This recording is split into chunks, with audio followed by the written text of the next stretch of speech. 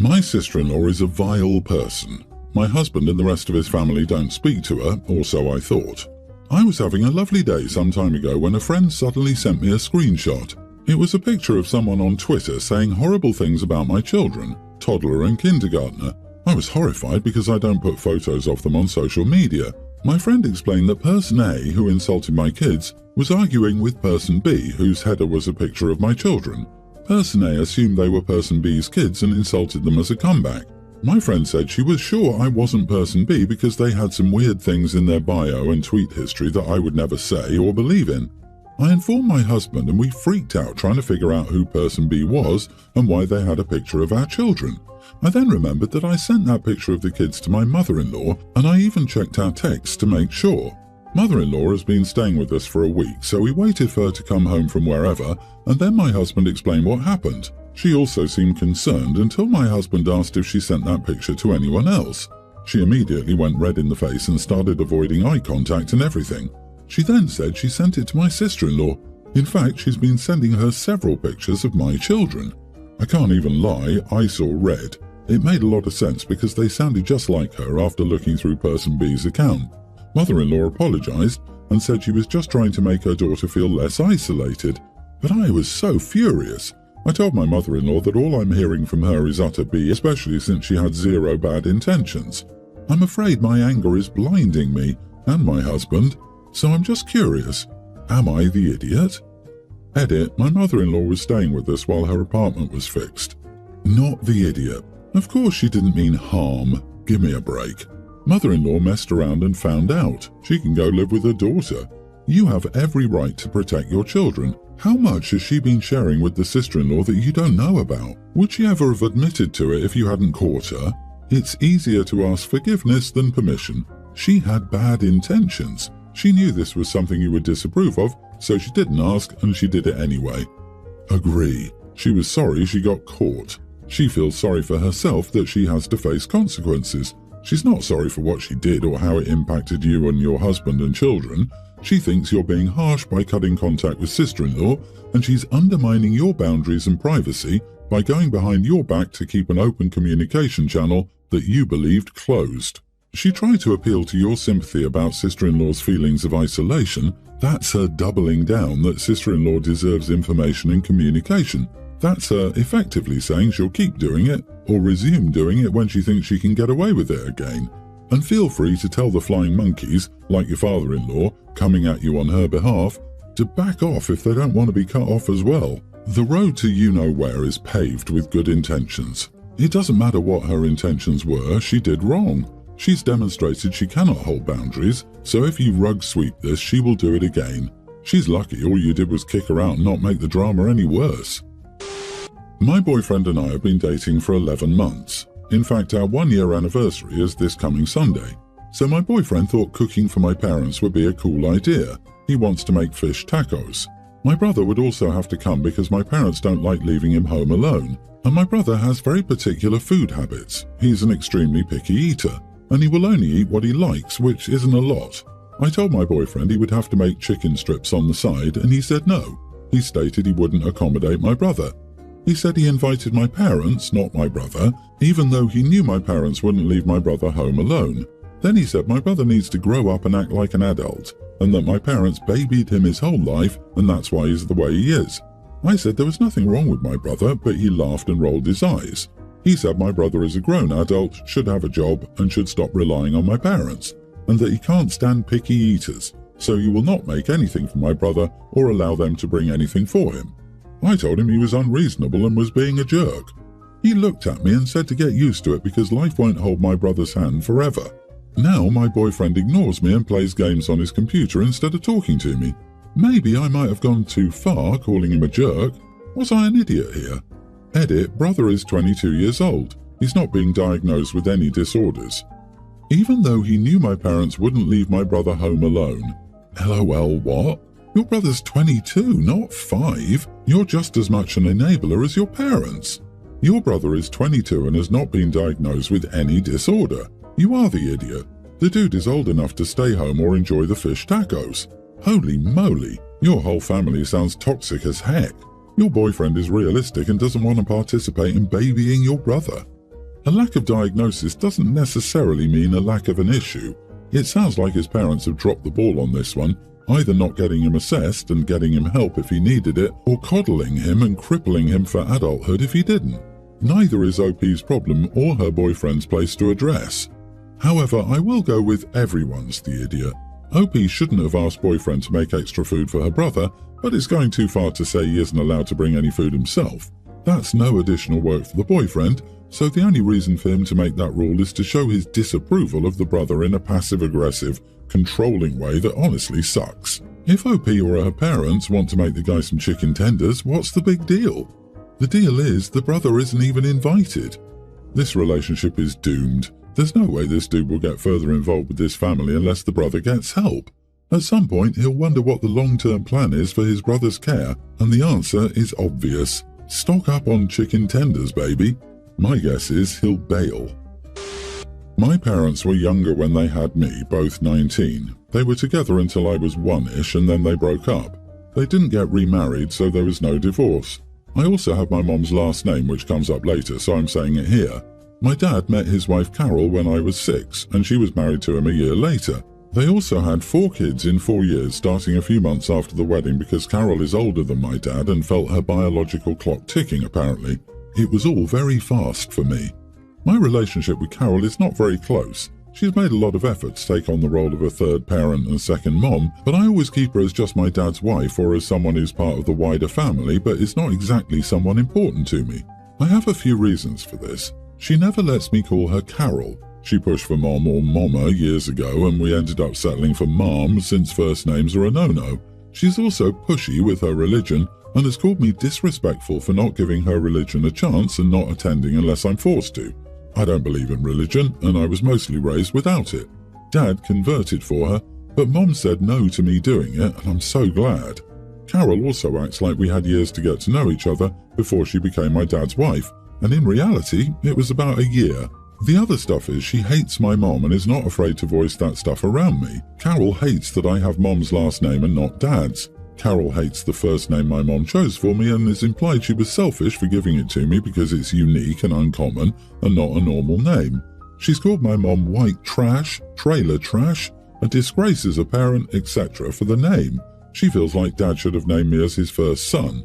Then she also blames Mom for not encouraging me to use my middle name, which Dad chose and is more of a name Carol likes. She also disagreed with Mom not putting me in sports when I was a lot younger. Carol is big into boys needing sports from a very young age, and my mom never considered that a priority. Carol is so disrespectful about my mom so often. A couple of weeks ago, while I was at my dad's, Carol and I were alone, and she wanted to know why I never treat her like a parent, and what she's done so wrong that I refuse to acknowledge her as any kind of mom to me. I mentioned all of the above, and how much I hate when she gets like that. I told her she couldn't expect to win me over when she crap talks my mom all the time and disrespects me by disrespecting my name. I told her I would never love someone who acts that way. She was hurt, I could tell, but she was also angry, and so was Dad when she told him what I said. They accused me of treating Carol with so much disrespect and harshness. Am I the idiot? So she asked what was wrong, and you told her exactly what, and instead of working on that or just giving up and accepting it will never happen, she decides to double down. Does she really think she has a right to disrespect your mom, to name you whatever she wants to push her religion onto you? Yeah, not the idiot. I'm sorry this has been your reality. The adults failed in their responsibility to give you a loving and supportive home. If you want to work through things with your dad, consider talking with him, giving him your side of the story, and telling him clearly what Carol has done and how that made you feel. I doubt Carol was honest in her retelling of what happened. Be prepared.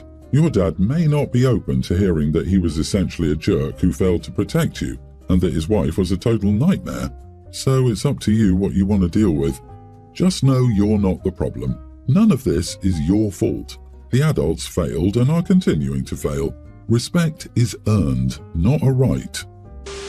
My husband and I have an infant son, and he's been 100% formula fed since birth. I was not capable of producing any breast milk, and yes, I am one of the rare times it happens. This is due to medical issues. This was something we knew before pregnancy and came as no surprise.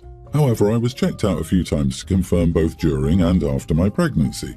My sister-in-law, my husband's sister, had her third child a month before I had our son. She mentioned breastfeeding a lot early in the pregnancy, and my husband spoke to her and told her it wouldn't be possible for me, so could she please not speak about it as though I was going to be breastfeeding. Sister-in-law stopped for a while, but later in the pregnancy, made comments that I should be preparing to help milk production because my chest showed no signs of growth at all, and she said, "It could mean you're not producing enough." I told her my husband's statement was still true, and I would appreciate it if she could accept it. After my son was born, she started talking about breastfeeding whenever I was around. I asked other in-laws if she spoke of it as frequently with just them, and they said no. Eventually, everyone was like, "Okay, I think we get it, we don't need to hear more about breastfeeding." So she would bring it up to me directly. I told my husband and he spoke to her again, and we decided to see her less and only during certain family occasions. This incident happened Saturday at my brother-in-law's 30th birthday.